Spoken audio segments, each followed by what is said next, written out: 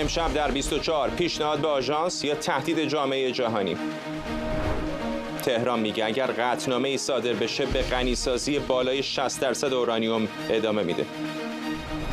זה לא סוד, זה פורסם. יש מרכיב מסוים בתוכנית הגרעין שלהם שנפגע בתקיפה.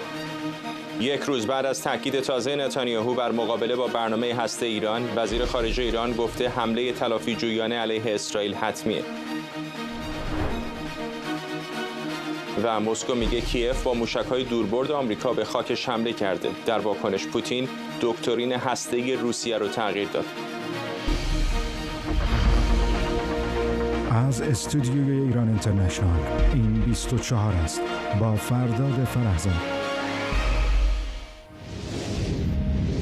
بینندگان ایران اینترنشنال در ایران و سراسر جهان سلام و وقت بخیر. رویترز میگه جمهوری اسلامی به آژانس بین‌المللی انرژی اتمی پیشنهاد داده ذخایر اورانیوم غنی شده تا 60% رو بیشتر نکنه، مشروط بر اینکه قطعنامه علیه تهران در شورای حکام آژانس صادر نشه. پیشتر رویترز نوشته بود بر اساس 2 گزارش 3 ماهه آژانس ذخایر اورانیوم غنی شده ایران تا خلوص 60% به حدود 182 کیلوگرم رسیده. در همین حال لارنس نورمن خبرنگار وال استریت ژورنال میگه جمهوری اسلامی اجازه بازگشت بازرسان با تجربه آژانس بین‌المللی انرژی اتمی به کارشون رو نداده و فقط پیشنهاد کرده که فرانسه و آلمان بازرسان جدیدی معرفی کنند.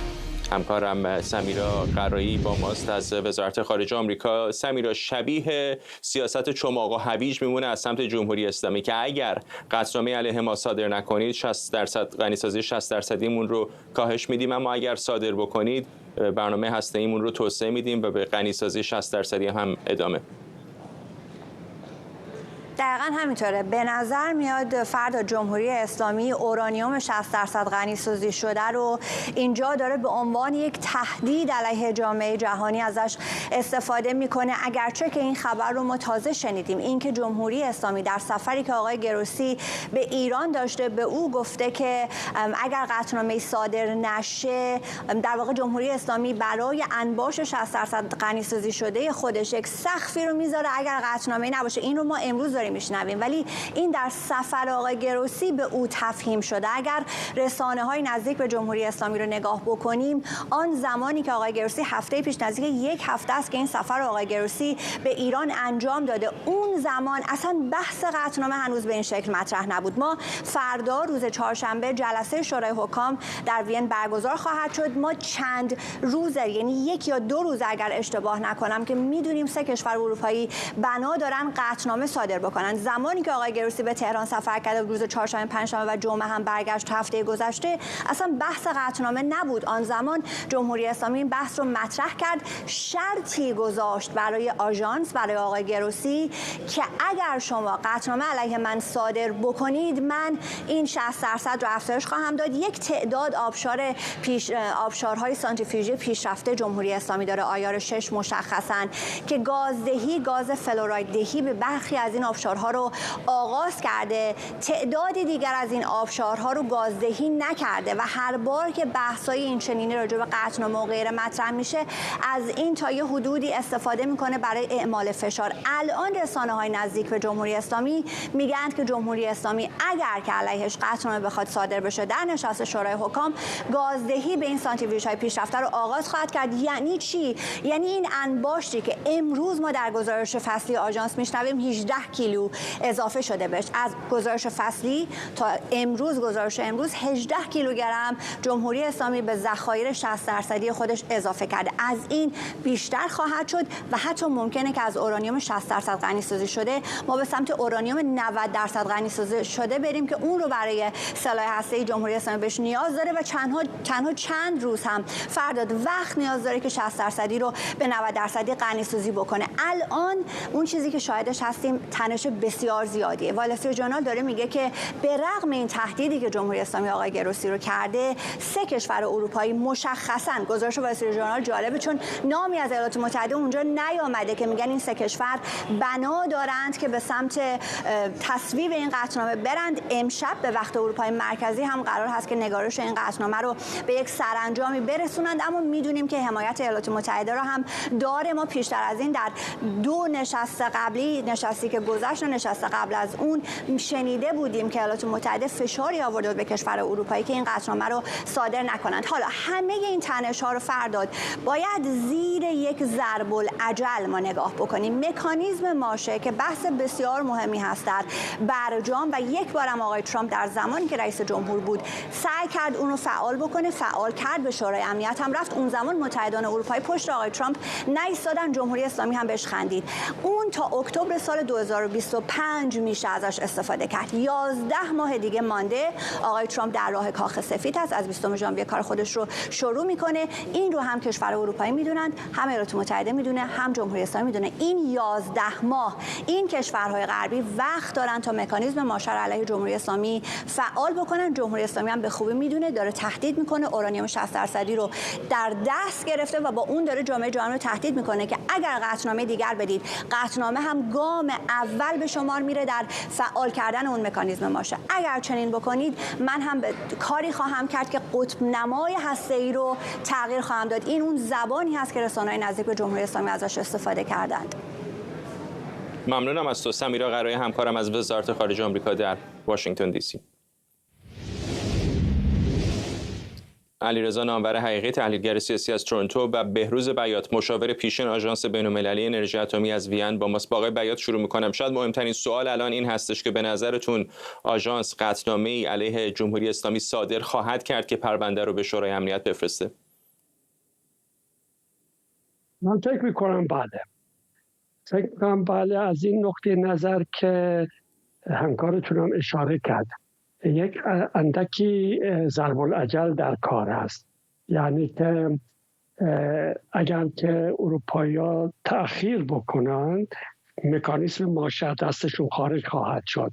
یعنی الان 11 ماه وقت دارن تا هنگامی که قطعنامه 2231 دورانش به پایان برسه و در واقع مکانیزم ماشه هم باش تمام بشه. بعدم توجه بکنیم که برای فعال کردن مکانیزم ماشه 2 ماه هم وقت لازمه. یعنی از وقتی که اروپایی‌ها شروع کنن که بخوان اونو فعال بکنن تا اینکه عملی بشه 2 ماه وقت لازم داره. از این نقطه نظر من فکر میکنم اروپایی‌ها خودشون رو تحت فشار تلقی میکنند و به احتمال قوی حدس میزنم که این قطعنامه از طرف شورای حکام تصویب بشه. آقای نامور حقیقی، با این حساب به خصوص اگر قطعنامه هم علیه ایران صادر بشه و با دولت جدیدی که در آمریکا داره روی کار میاد و در این 11 ماه فرصتی که طرفای غربی دارن که احیانا مکانیزم ماشه رو فعال بکنن، آیا به نظرتون تهران خودش رو برای برخورد داره آماده میکنه؟ با سلام خدمت شما بینندگان محترم و جناب آقای دکتر بیات. ببینید چند تا سناریو رو میشه متصور شد. یه سناریو این است که ایران داره مقدمه چینی میکنه، بره برای بازی با ریسک بزرگ و در نتیجه میخواد بره به سمت ساخت بمب. و روی این قضیه هم رو چند تا موضوع حساب باز کرده. یکیش اینی که چینی‌ها با تایوان درگیر شن، اگر آقای ترامپ بیاد وارد یک موج جدید علیه چین ایجاد کنه. دومی که سطح درگیری روسیه با اوکراین، فرض کنید همین تهدید اتمی علیه اوکراین عملیاتی بشه و همچنین کره شمالی. و تو این فضایی که ایجاد میشه، همون چیزی که آقای خامنه‌ای گفت، نظم جدید داره شکل میگیره و ایران تو اون نظم جدید یه فرصتی پیدا میکنه که بتونه بره بازی با ریسک بزرگ و بالاخره این اقداماتی که اونا انجام میدن، ایران قبل از اونا مکانیزم ماشه رو به قول من فعال کنه، مقدمات حرکت به سمت تست بمب رو انجام بده تا بعد از خروج اونها این کارو بکنن. این یه سناریوئه که خب توی این سناریو حتما ریسک حمله آمریکا، اسرائیل و غرب هست و همچنین تحولاتی که در بلوک قدرت هست، قدرت از دست روحانیون میاد به سمت نظامیان. این 2 تا موضوعی است که من بعید میدونم هنوز در جمهوری اسلامی حل و فصل شده باشه و به قول معروف کلید داده باشن برای این. یه سناریو دیگه این است که ما تا قبل از اون ددلاینی که آقای بیات به درستی اشاره کردن چانه زنیمون انجام بدیم، برای اینکه در نهایت ما باید با آمریکا وارد چانه زنی بشیم. یک کم بحرانی میشه و حتی ممکن ما تهدید کنیم از NPT میایم بیرون ولی زمینه رو فراهم میکنه برای یک گفتگوی جدید با آمریکا و خب طبیعتاً باید قرارداد جدیدی امضا بشه، چون ایران عملاً دو تا راه حل بیشتر نداره. یا باید کل غنیسازیش رو بده، اون پیشنهادی که دکتر میلانی دادن اینا، بیاد تحریم‌های اولیه رو برداره، یا اینی که بخواد غروب آفتاب رو افزایش بده که اعتماد سازی کنه که بمب نمیخواد بسازه. اونم خب نیازمند یه قرارداد جدیدیه. بنابراین اگه این حالت رو بخواد انجام بده، طبیعتاً فکر میکنن که اگر یه کمی چانه زنیاشون برن بالا یا موقعیتشون رو افزایش بدن، طبیعتاً میتونن امتیازات بیشتری بگیرن. یه سناریو هم این هست که کسانی که دارن این کارو میکنن، خب این آقای اسلامی اصلا از اولا برخوردش غیر حرفه‌ای بود با آژانس، یه محاسباتی دارن که این محاسبات غلطه و تا حالا نشون داده شده که این محاسباتی که میکنن در مورد واکنش غربی‌ها غلط هست و اونا فکر میکنن غرب عقب میشینه. ولی من فکر میکنم با توجه به اینکه این پیشنهاد رو در تهران به آقای گروسی دادن و اروپایی‌ها میدونستن، این تحریمی که دیروز گذاشتن این که اروپایی‌ها این پیشنهاد قبول نکردن و همونجوری که آقای بیات گفت احتمالاً قطعنامه رو به قول معروف حالا میتونه به صورتی که اجرایی بشه یا فقط مشاورتی باشه، یعنی فقط توصیه‌ای باشه، ولی در مجموع اون چیزی هست که اروپا مصمم شده که وضعیت رو بره به سمت این است که یا ایران یک مسالمت یعنی کوتاهی بزرگ انجام بده، یا اینی که مکانیزم ماشه رو فعال کنن. و من فکر میکنم برای اقتصاد ایران، آینده ایران، تامین ارز ایران بسیار کار خطرناکی خواهد بود، به خصوص که حکومت مسئله جانشینی هم داره، نباید فراموش کنیم و این مسائل بهش توجه کنیم. آقای بیات، اما حتی اگر در وین هم به یک قطعنامه جدی جمهوری اسلامی برخورد بکنه، فکر نمی‌کنید میتونن در نیویورک امیدوار باشن که چین و روسیه در شورای امنیت اون رو وتو کنن؟ قطعاً مسیر فشار به جمهوری اسلامی از طریق فرستادن قطعنامه نتیجهش در واقع به این ترتیبه که قطعنامه صادر میشه و اگر جمهوری اسلامی رعایت نکنه در اون صورت به شورای امنیت فرستاده میشه. منتها این مسیر شورای امنیت مسیری نیست که غربی ها میخواهند، زیرا که بره به شورای امنیت در طریق روسیه و چین وتو میشه. من فکر میکنم قصد اروپایی‌ها در این است که شرایط روانی را برای فعال کردن مکانیزم ماشه فراهم بکنند. یعنی قصد این قطعنامه چنین نخواهد بود که بفرستن به شورای امنیت، ممکن هم هست بفرستن ولی از اونجا نتیجه حاصلشون نمیشه، اما میخوان که شرایط رو فراهم بکنن که در صورت لزوم که قاعدتاً باید شتاب کنن، اگه بخوان مکانیزم ماشه رو به کار بندازن بتونن به سرعت وارد اون روند فعال کردن مکانیزم ماشه بشن. من موضوع رو به این ترتیب میبینم. از طریق شورای امنیت میشن، چون دیگه فرصتی نمونده، 11 ماه مونده، اکتبر سال دیگه این توافق به پایان میرسه. فکر میکنید طرفای اروپایی یا احیانا با روی کار آمدن دونالد ترامپ از این مکانیزم استفاده خواهند کرد؟ بسته به اینه که جمهوری اسلامی چگونه رفتار بکنه. اگر جمهوری اسلامی مثل تاکنونی که یه پا بده جلو و یه پا عقب و هم کارهایی که میبینیم که ما حالا غنیسازی رو متوقف میکنیم، بعد بالا میبریم، چه میدونم بازرسا رو بیرون میکنن، بعد میگن حالا بازرسای دیگری رو حاضریم را بدیم.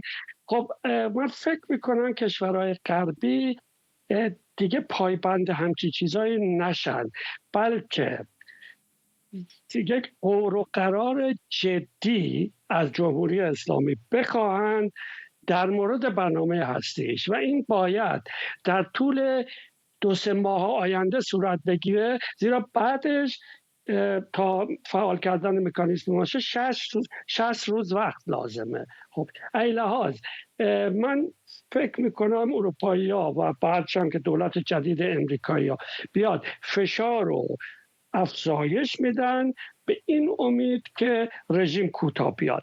با توجه به وضعیت بسیار ناگواری که در ایران حاکمه، نظر به وضعیت در واقع فاجعه آمیزی که رژیم درش به سر میبره، با توجه به این که بسیاری از اهرم‌های رژیم برای فشار به غرب به طور مشخص اسرائیل هم ازش گرفته شده، با توجه به اینها بعید به نظر نمیاد که عقل سلیم به پاره‌ای از رهبران جمهوری اسلامی یا رهبر بزرگشون، این عقل سلیم بهش حکم بکنه که از این موضوع برنامه هستیش به این شدت و حدت کنار بیاد یا ازش صرف نظر بکنه یا به شدت تحت کنترل آژانس بین‌المللی انرژی اتمی بگذارد. گفتنش آسان است، عملش بسیار سخت. بازگشت به برجام قبلی میشه بگیم تقریبا غیر ممکنه، اما هیچ وقت پایان دیپلماسی نیست. همیشه میشه راه پیدا کرد، به شرط اینکه به بیان من رژیم جمهوری اسلامی حاضر بشه روی سایه خودش بپرد. این موضوع داشتن بمب اتمی رو چه میدونم داشتن در آینده، اینکه در واقع از برنامه هسته‌ایش تاکنون به عنوان یک وسیله تهدید استفاده کرده و الان در یکی دو سال اخیر به شدت می کند، از این صرف نظر کند، ببیند که این وسیله تهدیدی در شرایط حاد نیست. یا من بارها اینو اشاره کردم که رژیم می تواند تا آنجا این فشار رو بیاره تا وقتی که غربی ها نمیخوان جنگ بکنند و واقعا هم نمیخوان جنگ بکنند. از این لحاظ به جمهوری اسلامی امکان این مانورها رو دادن، اما یک وقتی پایان این مسیر خواهد بود. متاسفانه امیدواریم به اونجا کشیده نشه، اما بسته به سیاست جمهوری اسلامی به نظر من داره که چگونه رفتار بکنن. آقای نامور حقیقی، اگر جمهوری اسلامی در این 4 سال زمامداری بایدن با بایدن و بلینکن و راب ملی و اینها نتونست توافق برجام رو احیا بکنه، الان با شبات و شالوم گفتن ظریف و اقدامات این چنینی واقعا چقدر میتونه امید داشته باشه که با تیپ دونالد ترامپ و مارکو روبیو و حامیان دیگر او در کابینش که بسیار مواضع تندی در مقابل تهران دارن به یک توافق برسه؟ والا اینو من بهش میگم طمع محاسباتی. یعنی وقتی که آقای بایدن اومد 4 سال پیش سر کار در اسفند 99، اینا یک توافق خیلی خوب داشتن. عربستان بلافاصله بعد از پیروزی آقای بایدن، قبل از که اصلا بیاد تو باغ سفید، بهشون پیشنهاد مذاکره داد. اینا حتی میتونستن در افغانستان هم، چون دعوت کردن ایران هم بیاد تو مذاکرات افغانستان، تو افغانستان هم میتونستن رول بازی کنن، یعنی میتونستن حتی دست طالبان نباشه. ولی همین تبع محاسباتی که خب الان اینا کوتاه اومدن، ما میتونیم بیشتر بگیریم، و همچنین تغییراتی که میخواستن در بلوک داخل بدن، یعنی آقای روحانی رو و اون طرز فکر رو از قدرت برونن، باعث شد که اون توافق رو انجام ندن. بعدن هم خب انقدر تیم مذاکراتیشون ناوارد بود و اعتماد به نفس نداشت، انقدر کش داد که موقعی که توافق روی میز اومد جنگ اوکراین شروع شده بود که وقت روسیه زد زیر میز و تیم ایران به خاطر روسیه، منافع روسیه، از حق خودش گذشت. چیزی بوده 400 میلیارد دلار ضرر کردن و موقعیت‌های بزرگی هم از دست دادن که خب الان همه اینا از دست داره میره. من فکر میکنم ایران یه تصمیم نهایی باید بگیرن، به این معنی که همونجوری که آقای دکتر بیات گفتن. ببینید این سری قبل هم چند ماه پیش هم 3 کشور اروپایی گزارش آژانس رو بردن در شورای امنیت مطرح کردن برای که کاور حقوقی اون مکانیزم‌هاش رو فراهم کنن. درسته، یعنی گزارش دادن که آقا چند بار در شورای امنیت گزارش دادن بر مبنای آژانس و ایران اون چیزاش رو انجام نداده و طبیعتاً بتونن مکانیزم‌هاش رو فعال کنن از جنبه حقوقی. به نظر میرسه که یک تصمیم گیری نهایی هست و این تصمیم گیری نهایی بلوک نظامی، بخش از بلوک نظامی معتقده که ما در درگیری با اسرائیل چاره‌ای نداریم که وارد این درگیری بشیم، برای که در نهایت اونها عقب میشینن و تو اون فضا هم شما بایستی برید به سمت تست بمب اتمی و معتقدن که هزینه ها رو میتونن مدیریت کنن و هندل کنن و بعدش ایران یه افق باز رو بروش. خب این اشتباه محاسباتی زیاد. تصور خود شما چیه؟ واقعا به اون سمت میریم به نظرتون؟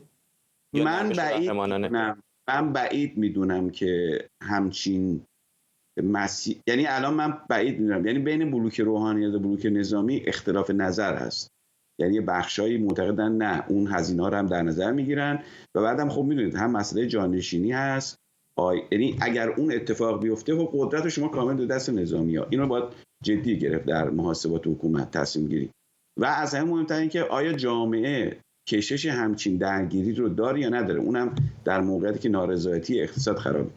یه راه حل دیگه‌اش اینه که آقای ترامپ مدلی که قبل امکان معامله داده بود این سری هم پیشنهاد رو میده یا نه. چون اگه یادتون باشه درست بعد پیروزی ترامپ در 1195 آقای ترامپ کسی رو فرستاد پیش آقای خوشرو، یا آمریکایی رو فرستاد که جمهوری‌خواه متعادل بود اون موقع، نه این سری، و پیشنهاد داد که حتی ما در مورد عادی سازی هم صحبت کنیم، یعنی نه فقط برجام که کد رابطه رو. الان هم آقای ترامپ الان هم حالا گفته میشه ایلان ماسک رو فرستاده، ما نمیدونیم چه گفتن البته در نیویورک. حالا به هر حال ببینید اگر آقای ترامپ بخواد موافقت کنه باید یه پیروزی بزرگی نصیبش بشه. این پیروزی بزرگ دو حالت داره، یا ایران غنیسازی رو بده، خب این یه پیروزی بزرگ برای آقای ترامپ. در این حال مسئله اسرائیل هم نباید فراموش کرد و مسئله نیابتی‌ها، اونام روی میزه. این سه تا. حالا روسیه بحث جداست. اینی که ایران میخواد آمریکا رو هم از منطقه خارج کنه اونم چپتری است که اونم به نظر من خب طبیعتاً روش بحث خواهد شد. یه بحث دیگه اینه که اون چیزی که سری قبل آقای ترامپ میگه ایران غروب آفتابش رو، یعنی این سطح از اورانیوم 5% رو مثلا 200 کیلو رو 100 سال نگه داره. حالا 100 سال نه، ممکن 10 سال 20 سال. این دو تا چیزی است که به نظر من ممکن آقای ترامپ توافق کنه با اینا امتیاز بده. آیا اینا اگر نخوان بمب بسازن، ببین الان جمهوری اسلامی هزینه بمب میده بدون اینکه بمب ساخته باشه و الان نگاه کنید این راهش که باید تصمیم بگیره. من فکر میکنم شرایط اجتماعی ایران هیچ راهی نداره که ایران بره راه کم خطر یه توافق همه جانبه بکنه، ولی ممکنه در 43 سال گذشته همیشه حکومت محاسبات اشتباه کرده، دست فرمون رو دیر عوض کرده و وقتی رسیده به اون پروژه که اون فرصت‌های اولش از دست رفته. این دفعه اگه اون کارو بکنن خب هم تحریم خواهد بود، هم ممکن اسرائیل بیاد بخشی از صنعت هسته‌ای رو بزنه و بعد در نهایت هیچ چیزی برای چانه‌زنی نداشته باشن، یعنی اون امکانات چانه‌زنیشون از دست خارج شه. ممنونم از شما. علیرضا نامور حقیقی، تحلیلگر مسائل سیاسی از تورنتو، و بهروز بیات، مشاور پیشین آژانس از وین. وزیر خارجه ایران بار دیگه تاکید کرده تهران وعده صادق 3 رو انجام میده. عباس عراقچی در نشست مشترک با وزیر خارجه سوریه گفته سیاست دفاعی جمهوری اسلامی اینه که هیچ تجاوزی به خاکش رو بی پاسخ نذاره. به گفته آقای عراقچی ایران در پاسخ به اسرائیل نه عجله میکنه و نه تعلل، و به گفته او در زمان و شرایط و شکل مقتضی جواب خواهد داد. دیروز هم در اسرائیل بنیامین نتانیاهو در پارلمان این کشور با اشاره به راهبرد بلند مدت این کشور در قبال جمهوری اسلامی بر ضرورت مقابله با برنامه هسته‌ای تهران تاکید کرد و گفت از برنامه هسته ایران دست بر نداشته و این موضوع در خط مقدم ذهن اسرائیل. نخست وزیر اسرائیل گفته توصیه‌های واشنگتن در ماه‌های گذشته در ارتباط با جنگ در خاورمیانه در بیشتر موارد اشتباه بوده و اسرائیل راه خودش رو رفته و دنبال روی دولت جو بایدن در این زمینه نبوده. شکریا برادوس، پژوهشگر امنیت بین‌الملل و سیاست خارجی از واشنگتن به ماست. خانم برادوس، دیگه الان که دولت بایدن به آخر کارش رسیده، آقای نتانیاهو هم بی‌پروا در کنست حرف از این میذاره که ما راهمون رو از راه دولت بایدن جدا کردیم و برای ما جواب هم داده. آیا فکر می‌کنید که مرحله بعدی که احتمالاً مرحله بزرگتری برای اسرائیل هم خواهد بود رویارویی با ایران هست، و اگر چنین باشه آیا فکر می‌کنید یک دولت دست راستی مثل دولت آقای ترامپ با اون همراهی خواهد کرد؟ مطمئناً بله، همراهی خواهد کرد. برای همین هم هست همونطور که توضیح دادید الان نتانیاهو اگر عامیانش رو بگیم بی‌منت‌تر است نسبت به قبل در مورد اینکه سخنان یا حرفایی که از دولت بایدن میشنید که برای مثلا قطع تسهیلاتی که به اسرائیل میفرستادن در موقع جنگ غزه یا فشارهایی که کاخ سفید وارد میکرد به دولت نتانیاهو، چه از نظر داخلی از طریق اپوزیسیون نتانیاهو، چه از نظر اون تامین کردن حمایتی که آمریکا داره داره در منطقه. ولی الان خب دستش بازتر. همین الان نماینده‌ای که ترامپ انتخاب کرده برای اسرائیل، نماینده‌ای که کاملا با سیاست همین دولت راستگرای نتانیاهو و افرادی که در این دولت هستن کاملا همسو هستن که بعد تشکیل یک دولت اسرائیلی رو مد نظرشون هست، گرفتن تمام کرانه باختری، یعنی کاملا یک مسیر هم مسیر هستن. ولی چیزی که در مورد ایران و جنگ با ایران وجود داره این برمیگرده به این که جمهوری اسلامی آیا این فرصت رو به نتانیاهو خواهد داد یا نه. شما در مورد سخنان عراقچی صحبت کردید که گفته در یک حتما جواب خواهیم داد ولی در زمان مناسب و خب ولی در ادامه صحبتاش یه حرفی میزنه که اینجا مهمه که اعتراف میکنه که نتانیاهو و اسرائیل دنبال این هستن که جنگ وسیع‌تر بشه و آمریکا رو وارد جنگ با ایران بکنن و ما باید مراقب این باشیم و این فرصت رو به نتانیاهو ندیم. چیزی که عراقچی میگه دقیقاً همون چیزیه که آشکاراست برای همه ما و با هم در موردش توضیح دادیم که اگر جمهوری اسلامی بخواد جوابی که عراقچی میگه باید جواب بدیم این جواب رو بده، الان برای نتانیاهو دستش بازتره که بخواد جواب بده، مخصوصا که سخنان نتانیاهو در مورد حمله‌ای که شده به همین سایت اتمی جمهوری اسلامی که گفته در یک برنامه اتمی جمهوری اسلامی دچار خلل کردیم و اینکه دفاع هواییشو این S-400شو S-300شو از بین بردیم، نشون میده که خب این صحبت‌های نتانیاهو جدیده در اینکه بعد از حمله‌ای که صورت گرفته داره در پارلمان یا کنست اسرائیل در مورد صحبت میکنه که چه ضرباتی رو به جمهوری اسلامی وارد کرده و اینجا دو دید میشه دید، از دو طرف میشه این رو خون این صحبت‌های نتانیاهو. یکی این که نشون میده که اسرائیل توانایی فلج کردن برنامه هسته‌ای جمهوری اسلامی رو داره، فلج کردن سیستم هواییشو داره و اینکه قوی‌تر عمل کرده و میتونه جمهوری اسلامی رو تا این حد از ضعف برسونه. و دوم این که نشون میده که برای آمریکایی که اگر بخواد حمایت کنه از اسرائیل همیشه یکی از همراهان آمریکا بوده در خاورمیانه که میتونه مورد اعتماد دوباره این دولت ترامپ قرار بگیره که دست نتانیاهو رو بازسر کنه که اگه بخواد حمله دیگری انجام بده، چون که این حمله موفقیت آمیزی بوده.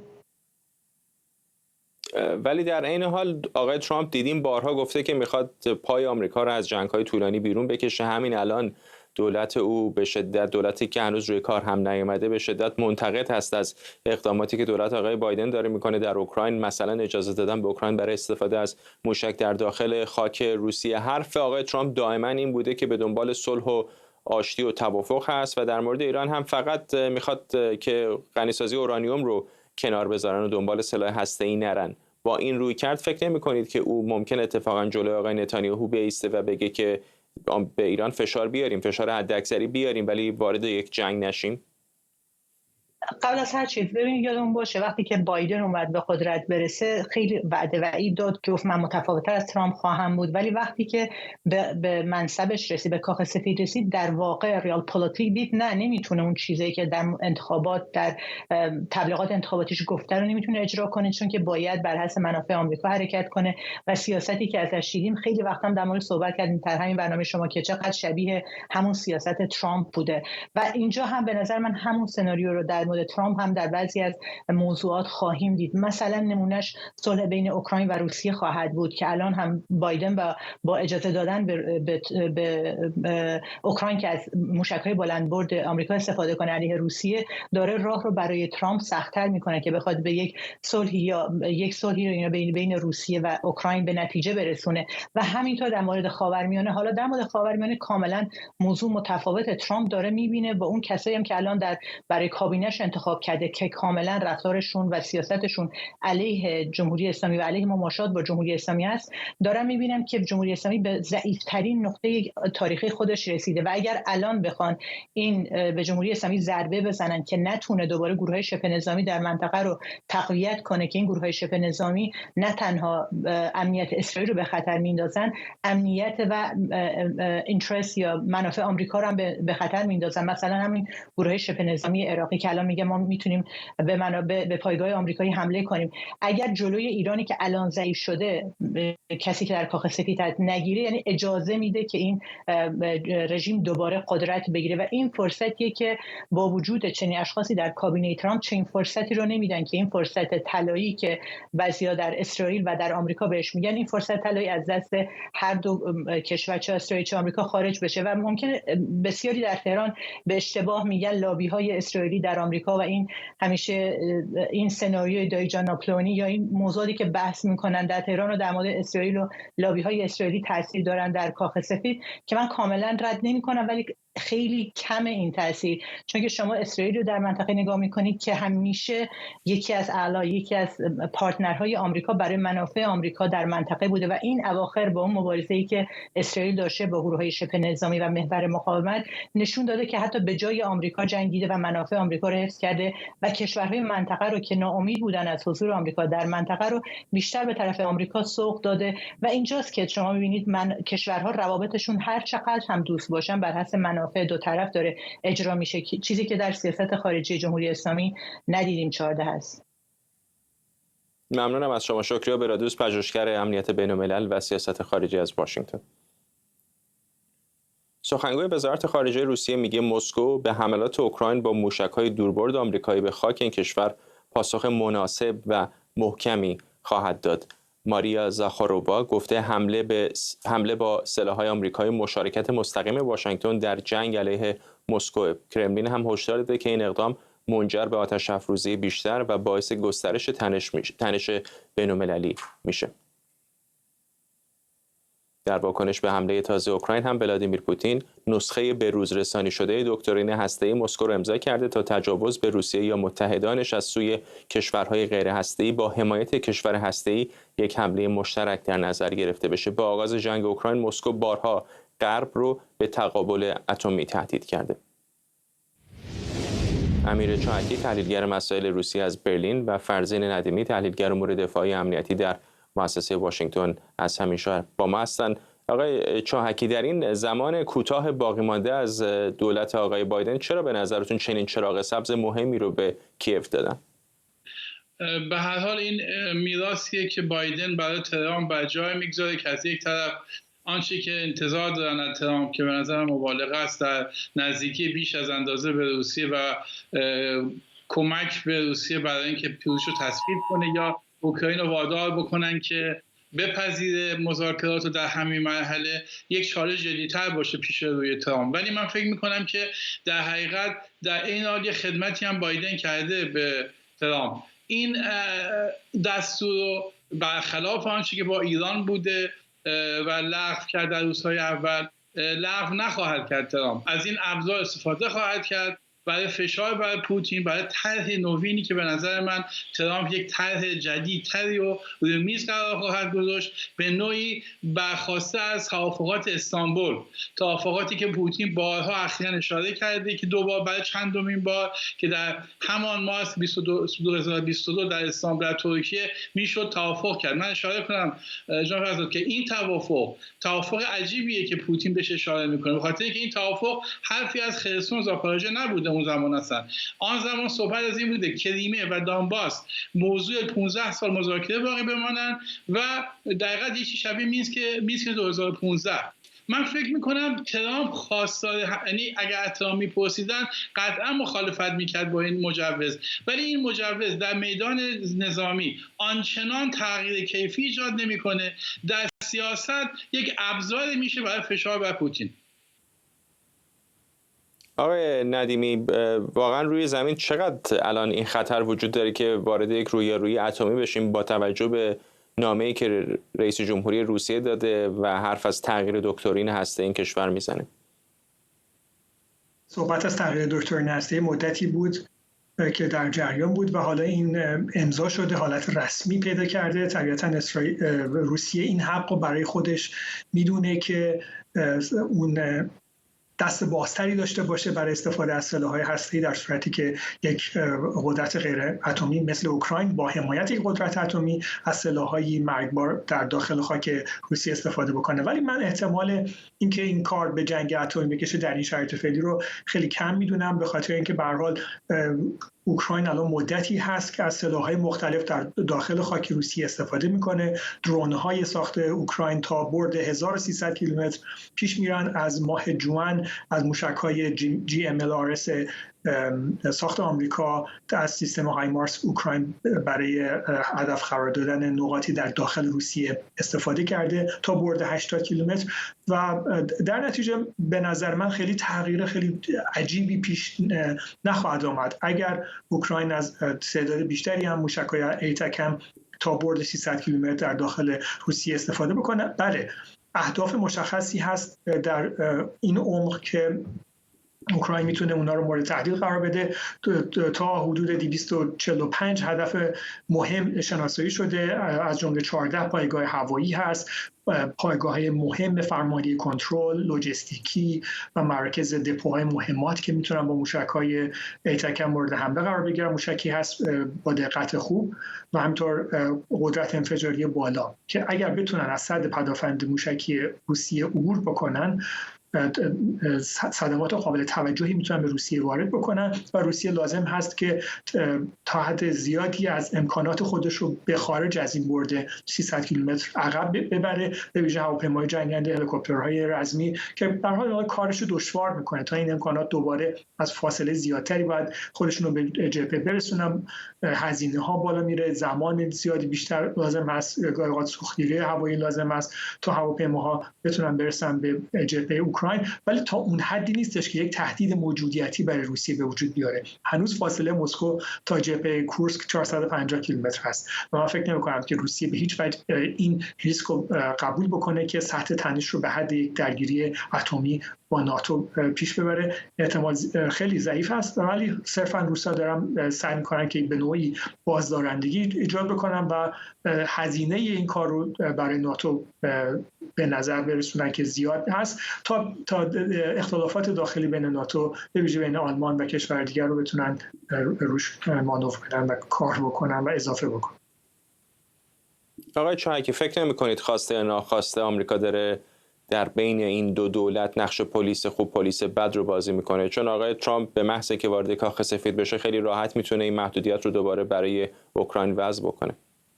من میخوام در راستای سوال شما مطرح بکنم که در حقیقت بایدن هم موافق بود اگر که اوکراین میپذیرفت، من به این نظر هستم، طرح سرزمین در برابر صلح و این نمیخواست که این آثار تاریخی بر او بمانه که این سابقه تاریخی که بایدنی فشار آورده.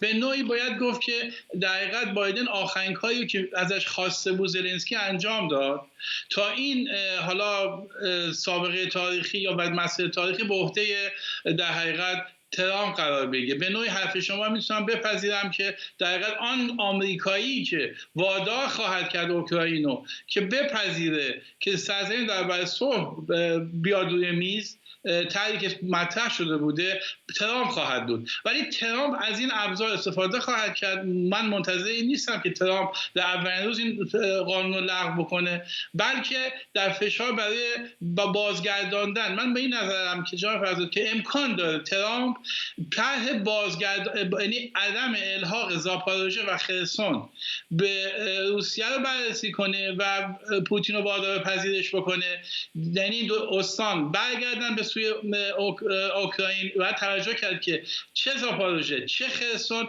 حدود 40% دست روسیه است، برخلاف دانباس که 95% هست. یعنی روسیه هم علیرغم موفقیتایی که داشته نمیشه به این فکر کرد که میتونه حتی باقی مانده اون دو منطقه رو بگیره، در عوض دانباس بماند و کریمه. اینجا به نظر میرسه که در حقیقت تعهدی هم حزب دموکرات در برابر اوکراین دیگه نداره، چون به طور صریح در روزنامه‌ها رسانه‌های داخلی اوکراین مطرح میشد که زلنسکی آخرین فشارها داره میاره تا به قولی میگفتن پیرمرد کاخ سفید این دستور رو بده و این دستور داد.